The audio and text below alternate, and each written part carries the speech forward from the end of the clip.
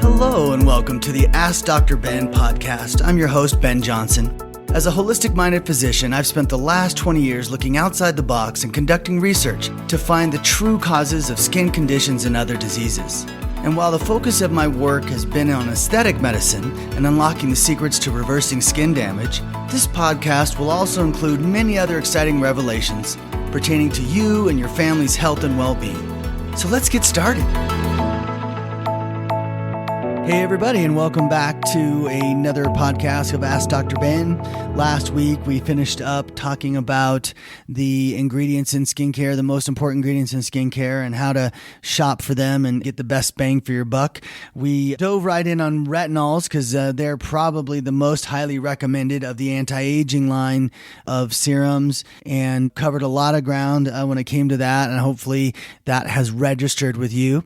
Now today we're going to cover a few more. We're going to cover vitamin C, and then sort of the antioxidants category, and then peptides, hopefully in this half hour. I don't want to stretch it to 3 episodes if I can help it.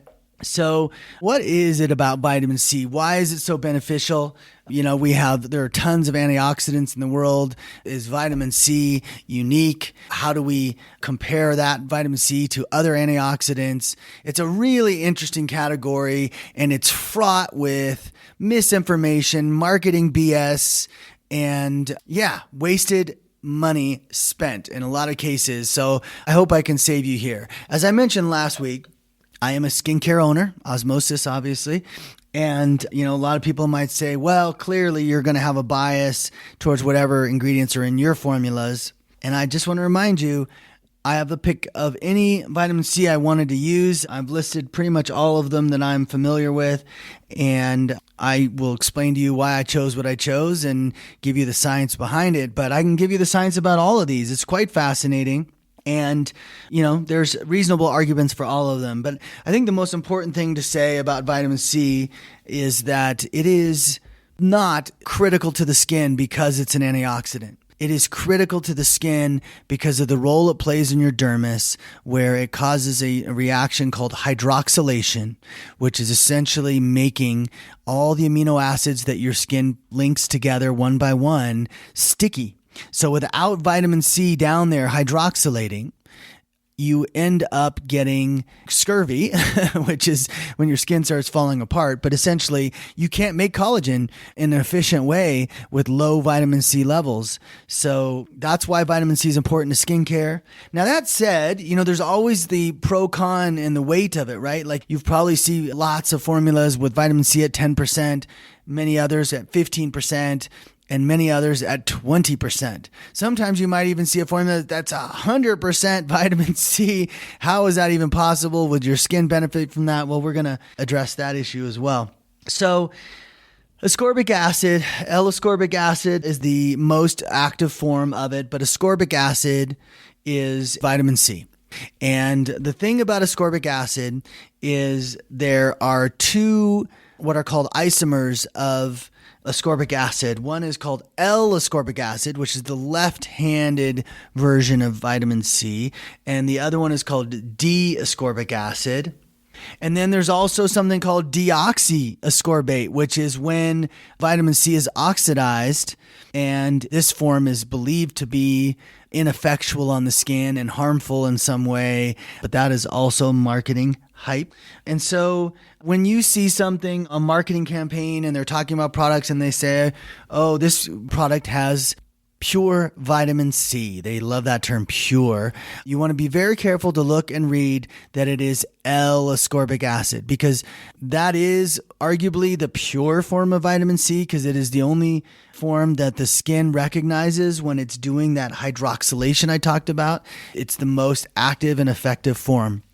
So I'm a fan of L-ascorbic acid. It's the smallest molecule. Remember, a big challenge for vitamin C is how well it penetrates into the skin. And the larger the molecule, in other words, if you add other things to vitamin C to stabilize it, the less penetration you're going to get.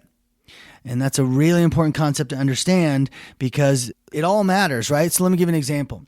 There is a vitamin C I used to use called ascorbyl glucoside. And it's a nice stabilized vitamin C. I like it because your skin has glucosidase, an enzyme that breaks that glucoside off of ascorbyl glucoside, and that allows that vitamin C to become active in your skin. So ascorbyl glucoside, great, right? Well, here's the problem. The penetration of this molecule, because it's bigger than vitamin C, that glucoside is a big old chunk added onto it, I estimate to be about 40% of regular C. So you literally have to use 2.5 times the amount of it in order to get an effective dose of L-ascorbic acid. Well, that becomes expensive and they charge you more for that. And is it any better? Well, that's where we can have the debate. But yes, you have ascorbic acid, and don't be confused by pure. It's either L-ascorbic acid. If it's ascorbic acid, it's only got 50% L. That's the point I want to make.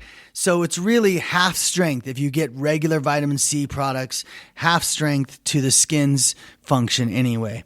There's roles for D-ascorbic acid. I just don't think they're at the skin level. So then you could go to a really well-known version of vitamin C that's sought after. It's called sodium ascorbyl phosphate. Some others use magnesium ascorbyl phosphate. Again, the challenge here is it's a little more stable. It's not stable like ascorbyl glucoside, but it's more stable. And it's bigger. So it's more expensive. So people that use this ingredient are more likely to charge you more. And again, with the modest stability increase and the modest to significant reduction in penetration, I chose not to use that ingredient in my formulas. You have an ingredient called ascorbyl palmitate. And ascorbyl palmitate is the famous C ester of Paracone fame. And one of the most famous things about it in my assessment of the literature was that it doesn't work. And the reason it doesn't work is the palmitate that attaches to the ascorbate attaches so in a way that the skin doesn't have a way to break it apart. In other words, they never break apart. The vitamin C is never bioavailable. Such an important term in C, talking about vitamin C. Bioavailability, not there with ascorbyl palmitate. Now, ascorbyl palmitate has a cousin, and it's called ascorbyl isopalmitate, but you won't usually see that on the label. What you'll see on the label is THD ascorbate, tetrahexyldecyl ascorbate. It's quite a mouthful, but to me, this is another marketing, I don't want to say scam, because I don't even think the formulators realize it's a scam, but it is also not bioavailable by all the information I have read and reviewed on it. It was such a funny study the first time it came out because they didn't just test THD ascorbate on the skin. Oh no. They did half THD ascorbate, half L-ascorbic acid. And I'm like, what? You're trying to show us how great this version of C is, but you don't even use it on its own in the testing? Nuts, right? Well, that's just one of many aha moments you get when you dive deep enough into all of this stuff. And I'm just trying not to be tricked as a formulator, right? I want to put together ingredients. I have to spend a certain budget on my products and get the best possible result. And I have already expressed to you, my goal is for your skin to permanently rejuvenate with twice daily applications. And so I don't want to buy ingredients that are super pricey and don't even reach the skin and function like a vitamin C. And ascorbyl palmitate and THD ascorbate are in that camp. There's another one out there called 3-O-ethyl ascorbate. I think this one's decent. I might even throw this in a product or two. It is another stabilized form of C. It is a little bit bigger, but not horribly bigger, and a decent molecule. Again, I don't know how stable these formulas are on their own, but we're about to talk about a stability in a second. And I already mentioned ascorbyl glucoside. So let's just talk about stability for a second and vitamin C and what its role is, because the ultimate goal for you using vitamin C is not for it to squelch free radical activity. Your skin is already managing your free radical activity just fine. And if you're using megadoses of vitamin C, you are overexfoliating your skin. So you are going to sun sensitize your skin. That's why I'm not a fan of formulas above 10%. And I've even worked to figure out ways to address the 10% issue that I can get into when we talk about other antioxidants. But yes, there's a catch-22 to vitamin C. You can use higher strengths to quote unquote encourage more collagen manufacturing. Remember, that's its main role, is in collagen manufacturing, but it at such high strengths that you're wounding your epidermis. That's going to deplete your collagen and diminish the effects. And if you're using a high enough strength where you're exfoliating your epidermis, then that is also going to accelerate aging because of the sun damage that increases under that environment. You need your epidermis whole and healthy to bounce those rays off of the skin. That's part of the way the skin functions, is it literally reflects UV light. Obviously not 100% of UV light, or we'd all be golden in the sun, but it does reflect UV light. So that's the C story. Oh, well, I didn't get to the oxidized C. Sorry. So the oxidized C is the question mark that everyone has. And I told you that my favorite form of vitamin C is L-ascorbic acid, and that's because it is the most bioavailable. And because I believe oxidized C may be the best version of it. And what I mean by that is because when vitamin C oxidizes, it penetrates better. It gives you more bioavailability. Now, you might have been brainwashed into believing that oxidized C has lost its function. But oh no, the science will tell you that is not true at all. In fact, vitamin C continually gets recycled in your skin over and over again by a molecule called glutathione. So when you send an oxidized molecule of C into your skin, it doesn't act as an antioxidant on the way down because it's already been utilized, right? It's already oxidized, so it can't play that antioxidant role just yet. But yes, once it gets introduced to glutathione, a very prevalent molecule in your skin, it becomes regular C again, L-ascorbic acid. And now it can go either make collagen or act as an antioxidant and then get refreshed again and then go make collagen again. And I estimate there's about 100 life cycles to vitamin C. So what that means is if you're putting oxidized C from a bottle, let's say that's gotten darker over time on your skin, you can expect better penetration into the dermis, and then 99 life cycles out of 100, like almost a complete, fully active form of C. The only difference between oxidized and non-oxidized C is I get 100 life cycles out of unoxidized C, and I get 99 life cycles out of oxidized C, but I get better penetration from oxidized C. So literally, I do think the best molecule for your skin is oxidized C. Now, I try to keep my C stable, but when I put it in formula, I put it in formula with the amino acids that the skin uses to make collagen, so that when C oxidizes in the formula, it's actually oxidizing and making sticky amino acids that do amazing things. And so this is our patented formula called Catalyst AC11 specifically, and it is incredible because of the activation of amino acids that goes on in the bottle. Like while it's sitting on your shelf, it's still forming these amazing hydroxylated amino acids. And then finally, I'll tell you in that category is AKG, alpha ketoglutarate. Alpha ketoglutarate is a hydroxylator, so it works a lot like vitamin C does, and it has fantastic properties. So I tend to blend AKG in with C, and that makes that formula even more potent because AKG doesn't have the irritation potential of vitamin C. So you can get all the benefits of really high level acting collagen elastin manufacturing, but none of that downside irritation factor. So it's good on sensitive skin for the most part. Like you may have to use our weaker strength, which is our OTC DNA repair C serum, but it is a rock star when it comes to remodeling scar tissue, tightening the skin by 110%. We did clinical trials on it. We tightened the skin by 110%. We made facial capillaries disappear because we healed them. We saw tremendous increase in radiance and an improvement in fine lines and a tightening of your eyelids, and actual tightening of your eyelids, all from a C. So you don't see most Cs doing all those things, and that's because we really wanted to maximize the efficiency of the C, get the amino acids that C wants to activate right there in the bottle so they're ready to go when you apply it topically. Alrighty, so there's the story on C's. I think for me it makes a lot of sense to have your C have amino acids with it. I would not put C's with retinols. I would definitely not put C's with alpha hydroxy acids.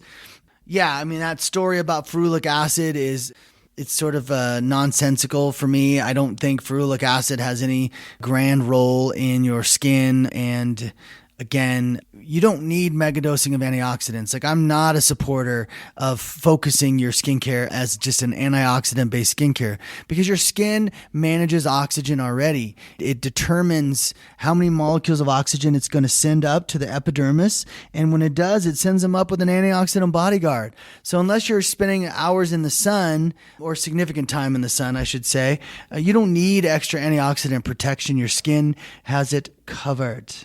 All right, other antioxidants and why I like them and why I don't.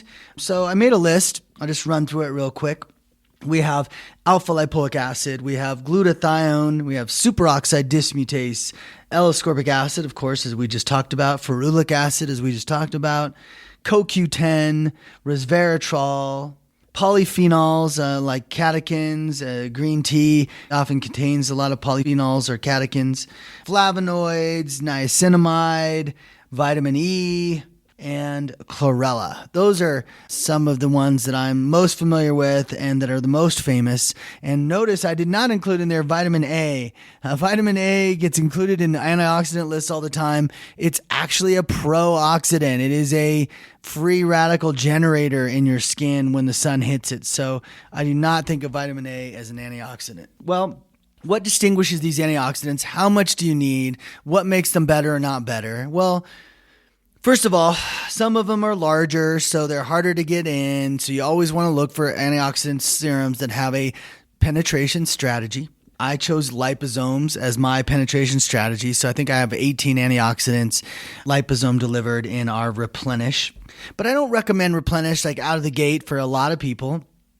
I mean, it's definitely a fan favorite for many because they're so bought into the school training. Like, estheticians are taught and brainwashed that antioxidants are a critical part of skincare. I just think that's less true than most. And I do, however, recognize that certain antioxidants play multiple roles. So they have the potential to be an antioxidant, but they also have a potential to accelerate collagen manufacturing. And those are the ones that I get excited about. So of the list I just mentioned, which ones have been shown to increase collagen and be an antioxidant? Like, this should be, get your pens and papers out for this one. Alpha lipoic acid. In particular, I like the version R lipoic acid. It's proven to be more active in the skin, more effective at collagen stimulation. But alpha lipoic acid is one of those ones. It's an antioxidant and a stimulant. Now, it can be overstimulating for people, so you want to be careful about the dose you use. We use liposomes to help deliver that sucker to increase its dermal delivery. You know, that's the main focus for me. If I can move things past the epidermis, great. But if I can get them to the dermis faster, then they have less chance of being corrupted in the epidermis by sun exposure or something else. The next one that stimulates collagen after alpha lipoic acid from that list is L-ascorbic acid, as we already talked about. The next one is CoQ10. And so CoQ10 works in your Krebs cycle, which is a very important energy generating cycle in your cells. And that is going to create ATP, which is critical for making collagen. So CoQ10 has an indirect way of stimulating more collagen. You have the next and only other one on the list. Well, no, there's two more on the list that have a dual role. Niacinamide. So niacinamide is the B3 vitamin, and that has great collagen stimulating effects. Many studies showed that. And I think that's not because it's an antioxidant that works on amino acids, but because it dilates the blood vessels of the skin, which increases the food supply, and that naturally will increase collagen production and elastin production. And last but not least, chlorella, not very commonly used out there, known to be an amazing superfood, but not only is it protective of UVB damage and protective of elastin molecules, but it is a collagen and elastin stimulator by the research. So I'm a huge fan of that. All right, moving right along into the category of peptides, one of the most hot categories for the last 5+ years. Because why? Is it because they're so amazing? Oh, the bad news is unfortunately not. This is a marketing campaign that most dermatologists will acknowledge, and it has a lot to do with something called the 500 Dalton rule. Remember that rule? And it basically says that ingredients that are larger than 500 Daltons have a really hard time penetrating the skin. And so for a lot of these peptides, and I'll get to some definitions and where to pay close attention, they're not actually making it to pass your stratum corneum. They're stuck in your epidermis, and they can cause plumping. They can certainly get stuck and draw water to them and make your wrinkles look a little bit better. And that's where the confusion lies, is people were like, well, they did a clinical trial. Well, yeah, they did a clinical trial where they put a peptide in a petri dish onto a fibroblast cell. And when they dropped the peptide right onto the fibroblast cell's like, oh, I recognize that ingredient, and that makes me want to do this. And whatever the study said they did, fine, I might believe it in a petri dish. But if that peptide is then dropped onto the surface of your skin, it's not going to go anywhere. It's going to be stuck on the outer surface, never capable of going in and being bioavailable as the study implied. And that's where the peptides have sort of tricked the world, if you will. Now, when it comes to peptides, there's some rules of thumb that you should know. First of all, I do use a few peptides. I use ones that I've tested to be, or have clinical evidence to be, bioavailable and functional. Typically, the peptides I choose are working at the epidermal cells, like dermal epidermal junction cells, because I don't expect them to penetrate much farther than that. And I'm okay with peptides as a plumper, which is the main function they have. They actually plump your epidermis by drawing water to it. So every day you apply peptide serums, the main role that happens is this accumulation of protein in your skin, which draws water and causes a plumping effect. So how do they design these, with all these fancy names like Matrixyl 3000 and acetohexapeptide 3 and pentapeptide 3 and 18 and tripeptide 3 and palmitoyl oligopeptide and hexapeptides and heptapeptides and octapeptides.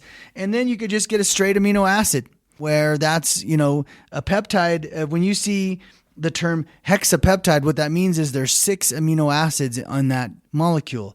Pentapeptide is 5 amino acids. Tetrapeptide is 4. Tripeptide is 3. Obviously, octapeptide is 8.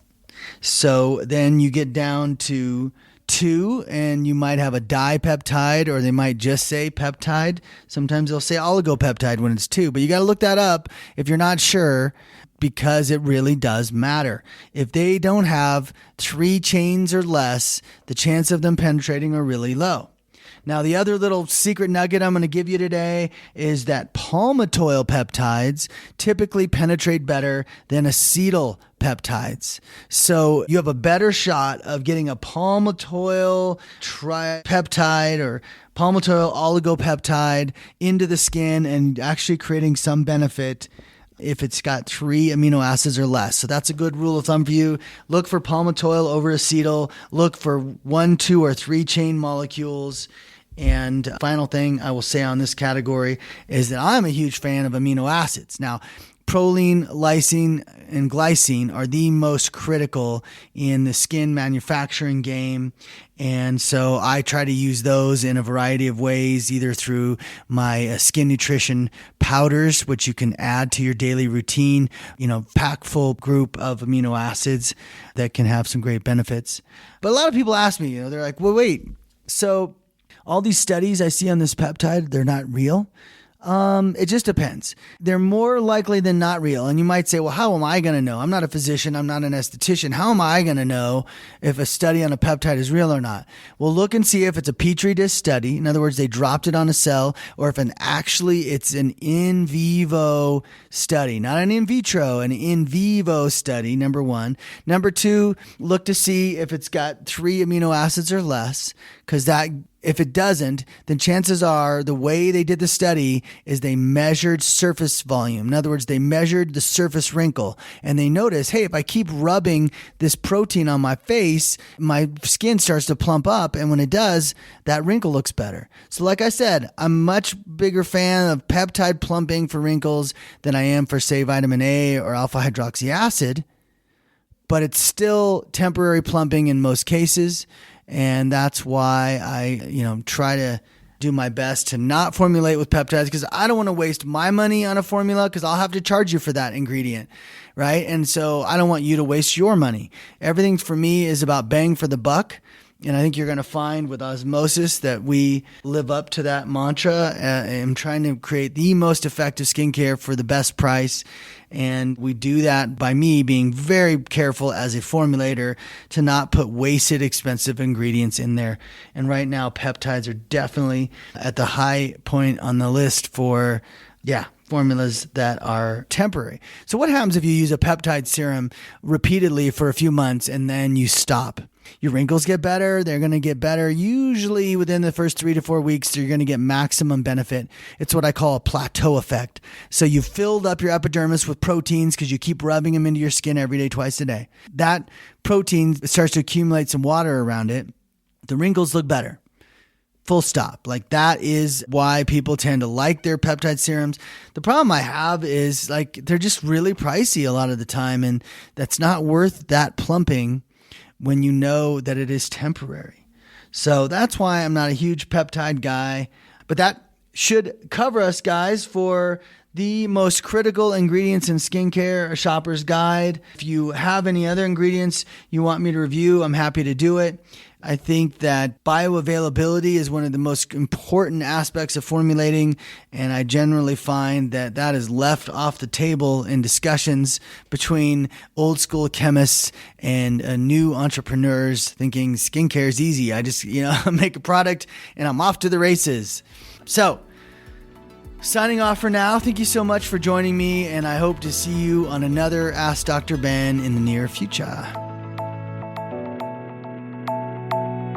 I hope you've enjoyed this episode of Ask Dr. Ben. Please leave a review if you can, and subscribe to the show on Apple Podcasts to get access to all of my upcoming episodes. My website is osmosisbeauty.com, and you can find me on Facebook at Osmosis Beauty. And you can also follow me on Instagram at osmosis_beauty. Thanks for listening.